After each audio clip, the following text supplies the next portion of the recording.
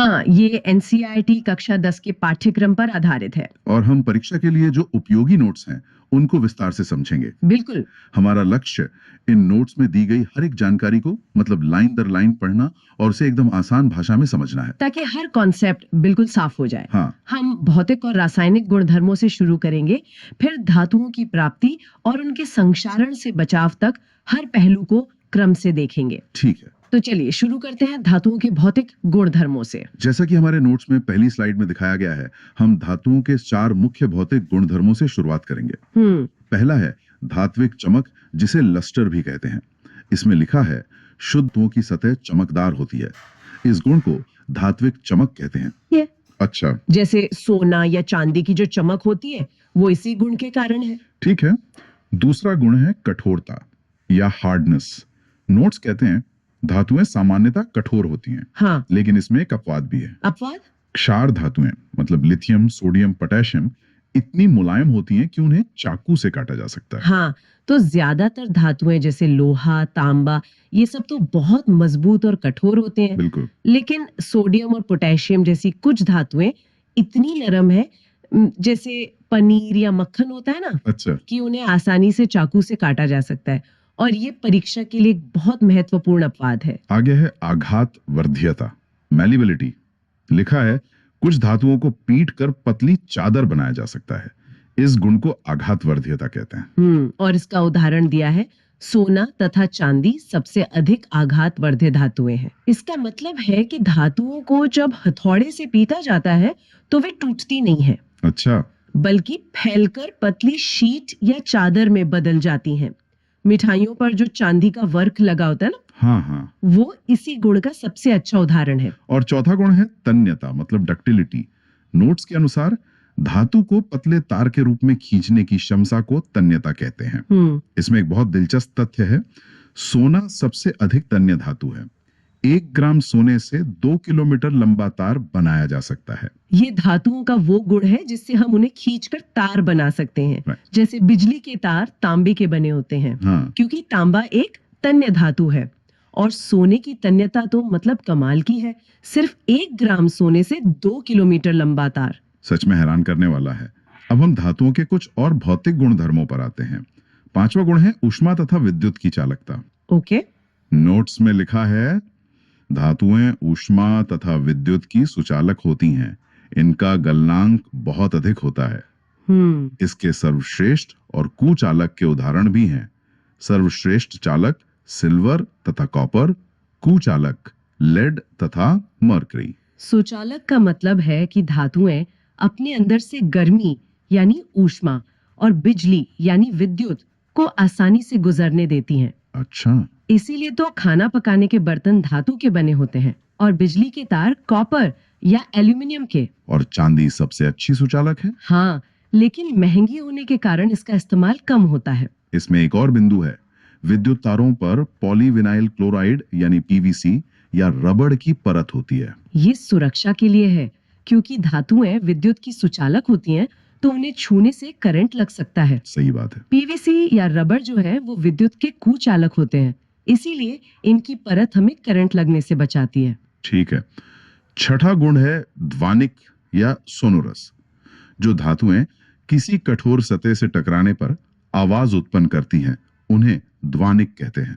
इसका मतलब है कि धातुओं को जब किसी चीज से टकराया जाता है तो उनमें से एक विशेष गूंजने वाली आवाज निकलती है, जैसे स्कूल की घंटी। बिल्कुल, इसी गुण को ध्वनिक कहते हैं। अब आते हैं सबसे महत्वपूर्ण भाग पर, गुणधर्मों के महत्वपूर्ण अपवाद। ये अक्सर परीक्षाओं में पूछे जाते हैं। हाँ, ये बहुत जरूरी है। पहला, मरकरी यानी पारा, कमरे के ताप पर द्रव अवस्था में पाई जाने वाली एकमात्र धातु। हाँ, सभी धातुएं सामान्य तापमान पर ठोस होती हैं, सिवाय पारे के, जो कि एक तरल मतलब लिक्विड धातु है। ये थर्मोमीटर में इस्तेमाल होता है। दूसरा, गैलियम और सीजियम, इनका गलनांक बहुत कम होता है, हथेली पर रखने पर पिघलने लगती हैं। गलनांक वो तापमान है जिस पर कोई चीज पिघलती है, तो इन धातुओं का गलनांक इतना कम है कि हमारे शरीर की गर्मी से ही ये पिघल जाती हैं। वाह। तीसरा, आयोडीन, अधातु होते हुए भी चमकीला होता है। हाँ, हमने पढ़ा था कि चमकना धातुओं का गुण है, लेकिन आयोडीन एक अधातु है, फिर भी इसमें धातुओं जैसी चमक होती है। ये एक मुख्य अपवाद है। चौथा, कार्बन, एक अधातु जो विभिन्न रूपों में मौजूद है। इसके दो रूप बताए गए हैं। हीरा, सबसे कठोर प्राकृतिक पदार्थ जिसका गलनांक और क्वथनांक बहुत अधिक है, और ग्रेफाइट जो विद्युत का सुचालक है। ये बहुत दिलचस्प है। कार्बन एक अधातु है, इसका एक रूप हीरा दुनिया का सबसे कठोर पदार्थ है। वहीं इसका दूसरा रूप ग्रेफाइट बहुत मुलायम होता है और अधातु होते हुए भी बिजली का सुचालक है। अच्छा, हाँ, जिसका इस्तेमाल पेंसिल की लेड और बैटरी सेल में होता है। अब हम धातुओं के रासायनिक गुणधर्मों को समझेंगे। पहला है वायु यानी ऑक्सीजन के साथ अभिक्रिया। ठीक है। नोट्स कहते हैं लगभग सभी धातुएं ऑक्सीजन के साथ मिलकर धातु ऑक्साइड बनाती है। इसका एक समीकरण है, धातु प्लस ऑक्सीजन इक्वल्स टू धातु ऑक्साइड। उदाहरण है 2Cu plus O2 equals to 2CuO, copper oxide काले रंग का। इसका मतलब है कि जब धातुएं हवा के संपर्क में आती हैं, तो वे हवा की ऑक्सीजन से क्रिया करके एक नई परत बना लेती हैं। अच्छा, जिसे धातु ऑक्साइड कहते हैं। जैसे तांबे के बर्तन पर काले रंग की परत जम जाना। ऑक्साइड की प्रकृति के बारे में लिखा है, धातु ऑक्साइड क्षारकीय प्रकृति के होते हैं। और कुछ जल में घुलकर क्षार बनाते हैं, जैसे Na2O प्लस H2O 2NaOH। यानी ज्यादातर धातु ऑक्साइड का स्वभाव क्षारीय मतलब बेसिक होता है। जब इन्हें पानी में घोला जाता है तो ये क्षार बना देते हैं। यहाँ एक विशेष प्रकार के ऑक्साइड का भी उल्लेख है, उभयधर्मी ऑक्साइड, एम्फोटेरिक ऑक्साइड्स। हाँ, कुछ धातु ऑक्साइड्स जैसे एल्यूमिनियम ऑक्साइड, जिंक ऑक्साइड अम्लीय तथा क्षारकीय दोनों व्यवहार दर्शाते हैं। ये ऑक्साइड खास होते हैं क्योंकि ये अम्ल और क्षार दोनों से अभिक्रिया कर सकते हैं, मतलब ये दोहरी प्रकृति दिखाते हैं। अच्छा, एल्यूमिनियम ऑक्साइड और जिंक ऑक्साइड इसके सबसे अच्छे उदाहरण हैं। अब देखते हैं जल के साथ अभिक्रिया। हाँ, यहाँ अलग अलग धातुओं की अभिक्रिया अलग अलग तरह के पानी से दिखाई गई है। ठंडे जल से सोडियम पोटेशियम जो तेजी से और ऊष्माक्षेपी अभिक्रिया करते हैं, और कैल्शियम जो धीमी गति से करता है। इसका मतलब है कि सोडियम और पोटेशियम जैसी बहुत अभिक्रियाशील धातुएं ठंडे पानी से भी बहुत तेजी से रिएक्शन करती हैं। करेक्ट, और गर्मी निकलती है। हाँ, बहुत गर्मी निकलती है। कैल्शियम भी ठंडे पानी से क्रिया करता है पर धीरे धीरे। गर्म जल से मैग्नीशियम, हाँ, केवल भाप से एल्यूमिनियम, आयरन, जिंक, और कोई अभिक्रिया नहीं, लेड, कॉपर, सिल्वर, गोल्ड। इससे धातुओं की क्रियाशीलता का पता चलता है। जो कम क्रियाशील है उन्हें गर्म पानी या भाप की जरूरत पड़ती है। और सोना, चांदी, कॉपर जैसी धातुएं तो इतनी कम क्रियाशील होती हैं कि वे पानी से बिल्कुल भी क्रिया नहीं करती। अगली स्लाइड में एक बहुत ही महत्वपूर्ण चार्ट है, सक्रियता श्रेणी, रिएक्टिविटी सीरीज। हाँ, परिभाषा दी गई है, वह सूची जिसमें धातुओं की क्रियाशीलता को अवरोही यानी घटते क्रम में व्यवस्थित किया जाता है। यहाँ चित्र में एक सूची दिखाई गई है जिसमें सबसे ऊपर पोटेशियम है जो सबसे अधिक अभिक्रियाशील है, और सबसे नीचे सोना, हाँ, जो सबसे कम अभिक्रियाशील है। ये श्रेणी हमें बताती है कि कौन सी धातु कितनी ज्यादा रिएक्टिव है। मैक्सिमम जे एस्पिरेंट्स आज एकदम परेशान है, कंफ्यूज है, क्योंकि उनका फर्स्ट अटेम्प्ट एकदम बेकार गया। जितनी एक्सपेक्टेशन रखी थी उसके हिसाब से बिल्कुल नंबर ज्यादा रिएक्टिव है। इसी से जुड़ा है विस्थापन अभिक्रिया। अधिक अभिक्रियाशील धातु अपने से कम अभिक्रियाशील धातु को उसके यौगिक के विलयन से विस्थापित कर देती है। इसका मतलब है कि जो धातु श्रेणी में ऊपर है वो अपने से नीचे वाली धातु को उसके घोल में से हटाकर खुद उसकी जगह ले लेती है। अच्छा, जैसे अगर लोहे की कील को कॉपर सल्फेट के नीले घोल में डाला जाए तो लोहा कॉपर को हटा देता है और घोल का रंग हरा हो जाता है। अब देखते हैं अम्लों के साथ अभिक्रिया। धातुएं तनु अम्ल से अभिक्रिया कर लवण तथा हाइड्रोजन गैस बनाती हैं। सूत्र है धातु प्लस तनु अम्ल लवण प्लस हाइड्रोजन है तो एक नमक यानी लवण बनता है और हाइड्रोजन गैस निकलती है। इसमें HNO3 के साथ विशेष स्थिति बताई गई है। यह एक प्रबल ऑक्सीकारक है, इसलिए H2 गैस उत्सर्जित नहीं होती। हाँ, नाइट्रिक एसिड मतलब HNO3 एक मजबूत ऑक्सीडाइजिंग एजेंट है। तो जब कोई धातु इससे क्रिया करती है तो जो हाइड्रोजन गैस बनती है ये एसिड उसे तुरंत ऑक्सीजन देकर पानी में बदल देता है। अच्छा, तो हाइड्रोजन गैस बाहर ही नहीं आ पाती? बिल्कुल, इसलिए वो उत्सर्जित नहीं होती। इसका भी एक अपवाद है। अपवाद, मैंगनीज एवं मैग्नीशियम अति तनु HNO3 के साथ H2 गैस उत्सर्जित करते हैं। केवल ये दो धातुएं हैं जो बहुत ही हल्के मतलब तनु नाइट्रिक एसिड के साथ क्रिया करके हाइड्रोजन गैस बना सकती हैं। अब हम बात करेंगे आयनिक यौगिक की। परिभाषा है, धातु से अधातु में इलेक्ट्रॉनों के स्थानांतरण से बने यौगिकों को आयनिक यौगिक कहा जाता है। इसका मतलब है कि जब एक धातु अपना इलेक्ट्रॉन एक अधातु को दे देती है तो उनके बीच एक मजबूत बंधन बन जाता है और इससे जो नया कंपाउंड बनता है उसे आयोनिक यौगिक कहते हैं। इसके निर्माण की प्रक्रिया बताई गई है। चित्र में सोडियम और क्लोरीन का उदाहरण है। हाँ, धातु इलेक्ट्रॉन त्याग कर धनायन बनाते हैं, जैसे Na+E-। आधातु इलेक्ट्रॉन ग्रहण कर ऋणायन बनाते हैं, जैसे Cl+E-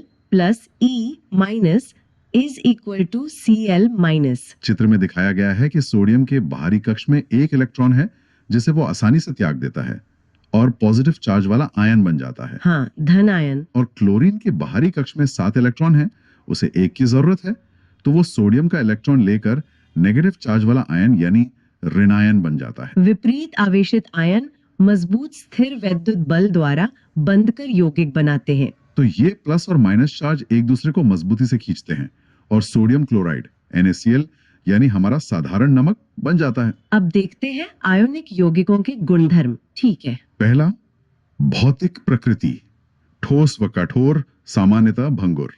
दूसरा, गलनांक एवं क्वथनांक बहुत अधिक होते हैं।